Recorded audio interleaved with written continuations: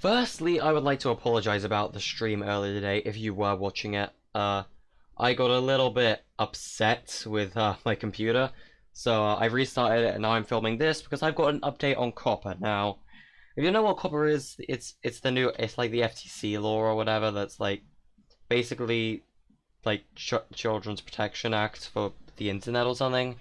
And YouTube, they got a lot of complaints about YouTube apparently from adults that clearly don't know how to watch their children. So yeah, FTC, how does it affect my channel? How does COPPA affect things? So I actually sent a tweet to them recently. So well, it was 2 minutes ago, but I said at FTC. So my channel viewers range seems to be between 18 and 24, which I found very interesting. But my audience is aimed for 13 plus. I'm gonna be completely honest here. There are some viewers younger than 13 watching my channel. I'm talking about you, Draken. Please stop. But like, I found it very interesting. Like, look at my viewers' age range. Is that not interesting? Like, look at that. That my channel's audience is aimed at 13 to 17 or and above.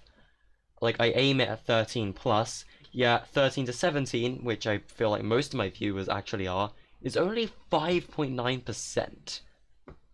And however, I make Fortnite content, which is a game a lot of kids seem to play, despite it being rated teen by the ESRB.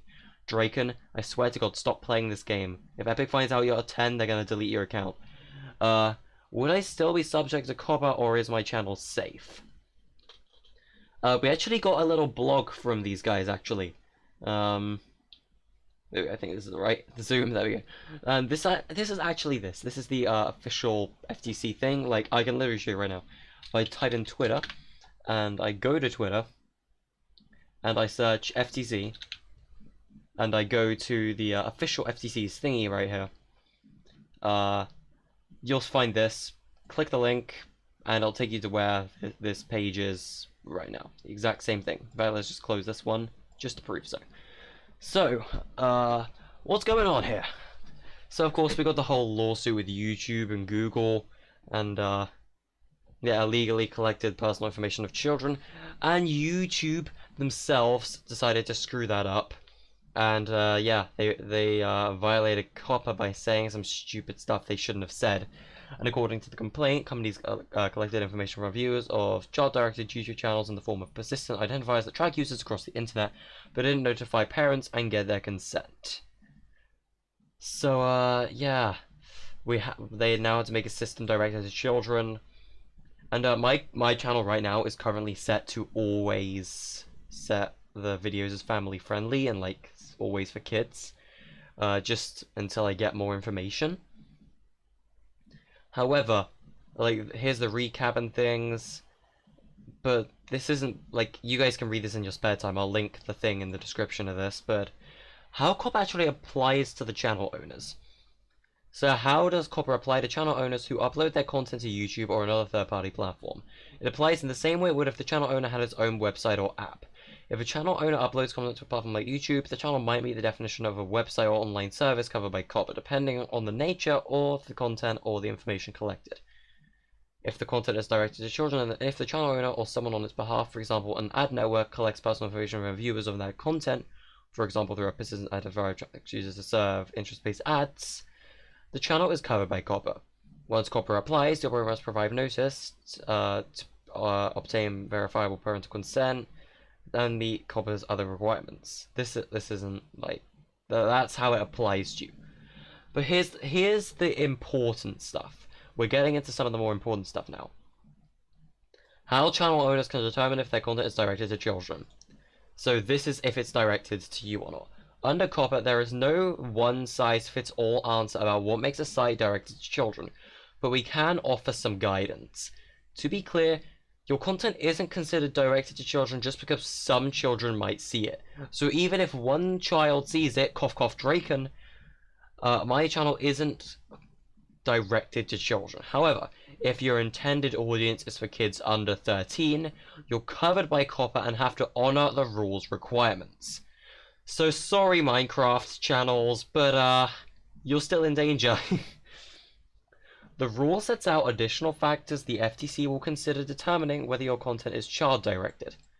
The subject matter, the visual content, the use of animated characters or child-oriented activities and incentives, I think that says, the kind of music or other audio content, the age of models, the presence of child celebrities or celebrities who appeal to children, for example the Diamond Minecart, language or characteristics of the site, well, that also applies to local ball by the way, whether advertising that promotes or appears on the site is directed to children, and competent and reliable empirical evidence about the age of the audience.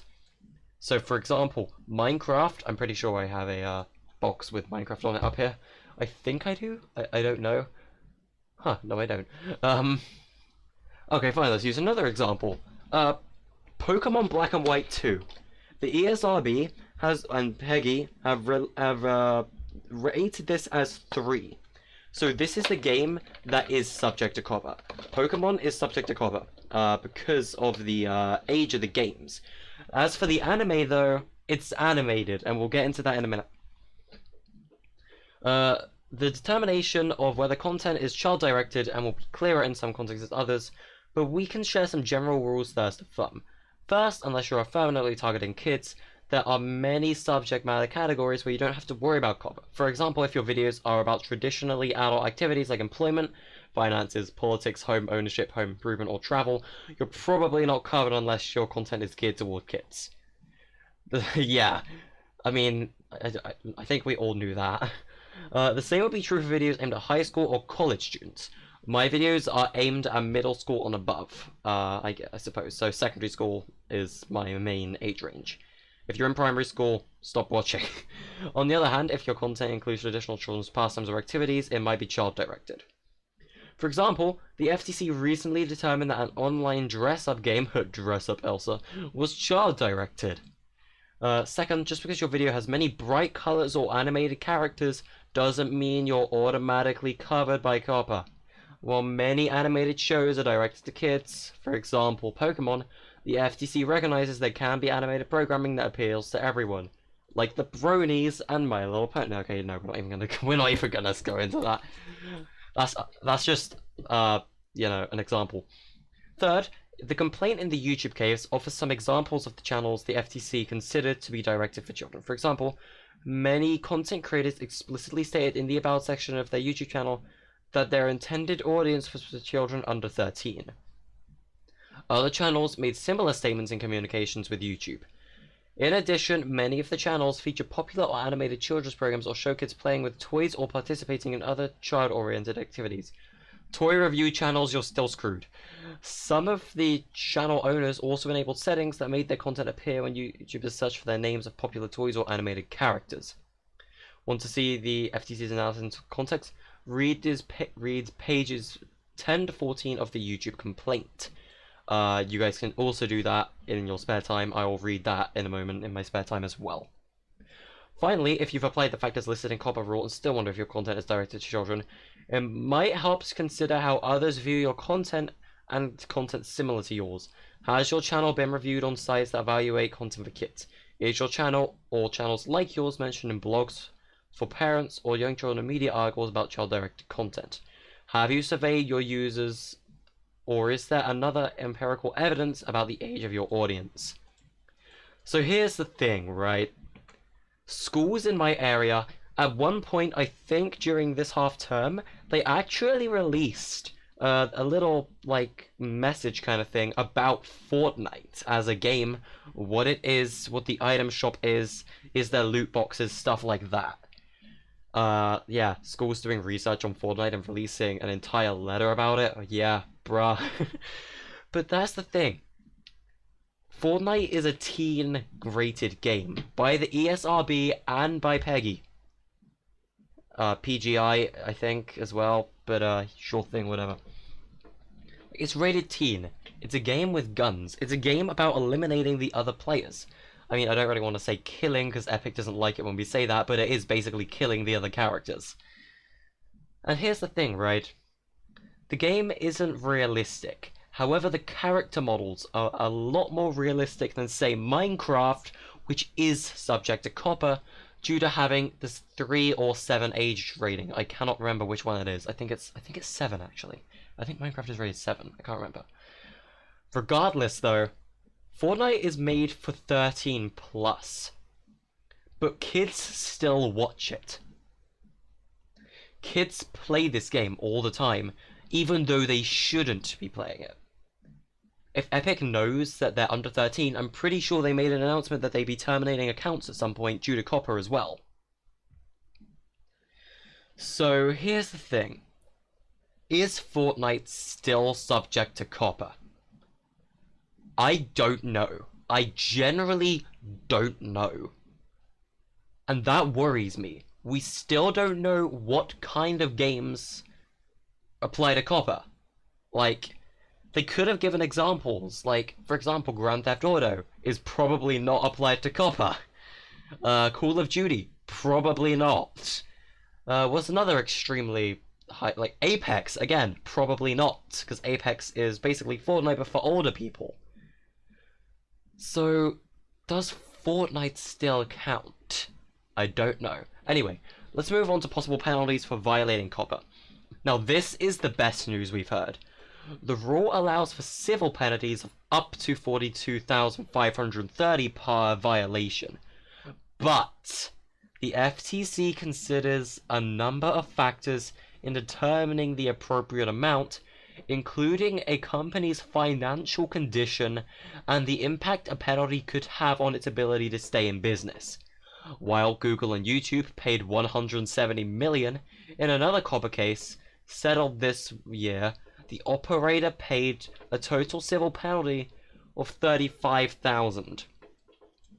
So, for one guy making very little, if not no money off YouTube at all, and still hasn't been paid from supported creator for not having his code for 90 days yet, I personally don't think they'd fine you much at all, if at all in the first place. They might just take the video down. So here's the thing. T-Series, for example. If T-Series made a video that was subject to children, and the FTC didn't like that because it was rated as adult content, then they would be fined most likely $35,000, just like this guy. Or poor operator, I guess.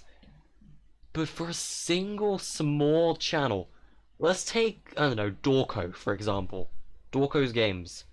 If he were to be fined, which I highly doubt he would be, if Dorco were fined for violating COPPA, at most, I'd say like possibly $500 at most. At the most.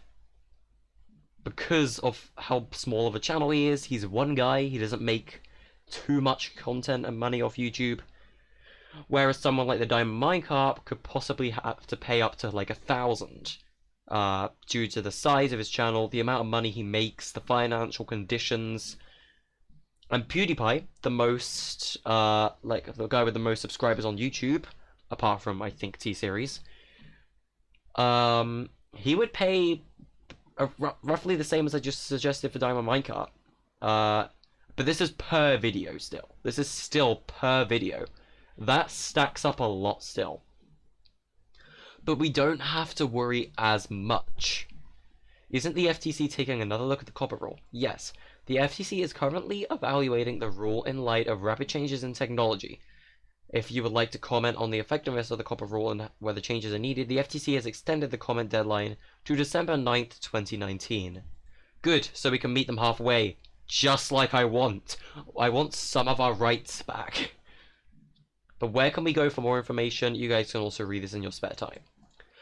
But yeah, so most content, for example, I guess Jaden Animations is sort of geared towards children, but her aim is for everyone.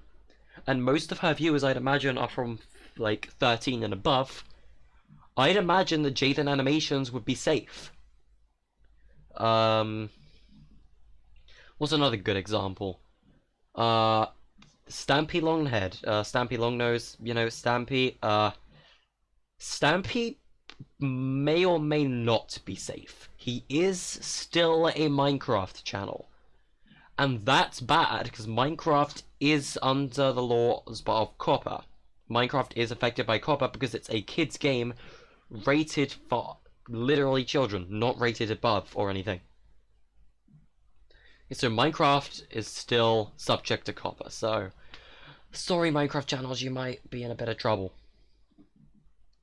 But again, where does Fortnite sit in all this? We'll have to find out. But yeah, I guess that's COPPA, I guess, the FTC, and I guess what I need to talk about with it is I think I may or may not be safe, but I'm still being extremely cautious until I know for certain. But yeah, that's an update on the FTC, I guess, and I'll see you guys in the next video. Goodbye.